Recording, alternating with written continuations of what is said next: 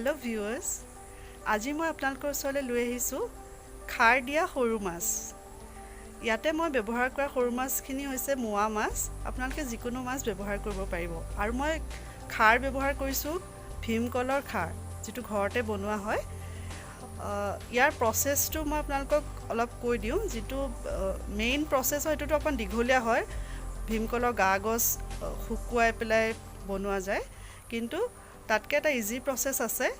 বজাৰত যি ভীমকল পায়, ভীমকলৰ বাকলিটো শুকুৱাই যদি আপোনালোকে থৈ দিয়ে, পূৰা শুকুৱাৰ পিছত ভীমকলৰ বাকলিটো পুৰি যিখিনি ছাই হয় সেইখিনি আপোনালোকে পানীত তিয়াই থ'ব। গোটেই ৰাতি তিয়াই থ'ব পাৰিলে ভাল হয়। তাৰপিছত আপোনালোকে পানীখিনি চেকি ল'ব। চেকি লৈ যিখিনি পানী ৰ'ব সেইখিনি আপোনাৰ কলখাৰ হৈ যায়। আৰু এই কলখাৰ ব্যৱহাৰ কৰি বনোৱা যিকোনো ডিছে খুব টেষ্টি হয়।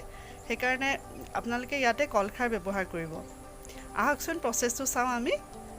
সৰু মাছৰ খাৰ দিয়া বনাবলৈ আমি আজি খুব ধুনীয়া ফ্ৰেছ মোৱা মাছ পাইছোঁ। এইখিনি চাওক, বৰ ধুনীয়া মোৱা মাছ পালোঁ। আৰু এইখিনি আমি নিমখ হালধি দি পেলাই সানি ল'ম। এয়া হালধি নিমখ দিয়াৰ পিছত এইখিনি মাছ, মোৰ ওচৰত আছিলে এপোৱা মাছ, আৰু মই হালধি দিছোঁ আধা চামুচতকৈও কম, আৰু নিমখ দিছোঁ আধা চামুচ। আৰু লগতে আমাক লাগিব নহৰু, আদা, শুকান জলকীয়া 3টা আৰু কেঁচা জলকীয়া এটা।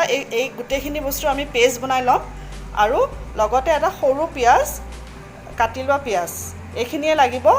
আৰু অলপ কলখাৰ দিম আমি। আৰু এয়া লৈছোঁ কলখাৰ। আমি কেৰাহীত তেল দিলোঁ। মই 3 চামুচ তেল দিছোঁ। আৰু আমি এতিয়া মাছখিনি আমি ফ্ৰাই কৰিম। মই ৰিফাইন অইলে দিছোঁ, কিন্তু মাষ্টাৰ্ড অইল দিলে বেছি ভাল হয়। মিঠাতেল যিটো হয়, এই মাষ্টাৰ্ড অইলত বনালে বেছি টেষ্ট হয়। আপোনালোকৰ ওচৰত যি তেল আছে কুকিং অইল সেইখিনিয়ে দিব পাৰে, একো নাই। ভালকৈ ফ্ৰাই কৰি ল'ব। এয়া আমি সুন্দৰভাৱে মাছখিনি ফ্ৰাই কৰি ল'লোঁ। আৰু যিখিনি আমাৰ মাছ ভজা তেল আছে তাতে আমি আদা, নহৰু আৰু জলকীয়াৰ পেষ্টটো আমি দি দিম। এয়া আমি দিলোঁ। এইখিনি অকণমান ভজা হওঁতে আমি পিঁয়াজখিনিও দিলোঁ। এয়া চাওক। আৰু এইখিনি ভজা হোৱাৰ পিছত আমি একাপতকৈ অলপ বেছি আমি পানী দিছোঁ। আৰু অলপ সোৱাদ অনুসৰি আমি নিমখ দিছোঁ।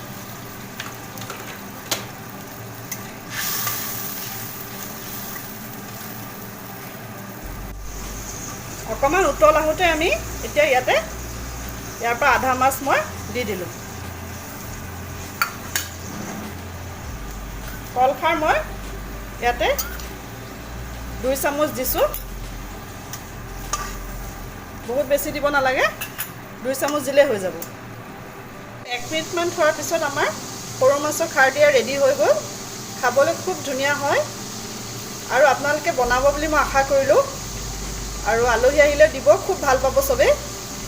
এতিয়া আমি পৰিৱেশন কৰি ল'ম। আৰু এয়া চাওক, ৰেডি হৈ গ'ল। অতি সহজে বনাব পৰা সৰু মাছৰ খাৰ দিয়া, আৰু খুব কম সময়তে হয়। কেতিয়াবা আলহী আহিলে বনাই খুৱাবচোন, খুব ভাল পাব। আৰু মোৰ বিশ্বাস আছে যে এবাৰ বনালে আপোনালোকে বাৰে বাৰে বনাব। খুব টেষ্টি হয়। আৰু কমেণ্ট বক্সত লিখিবলৈ নাপাহৰিব কেনেকুৱা লাগিল। আৰু কিবা ছাজেশ্যন থাকিলেও মোক জনাব বুলি আশা কৰিলোঁ। Thank U.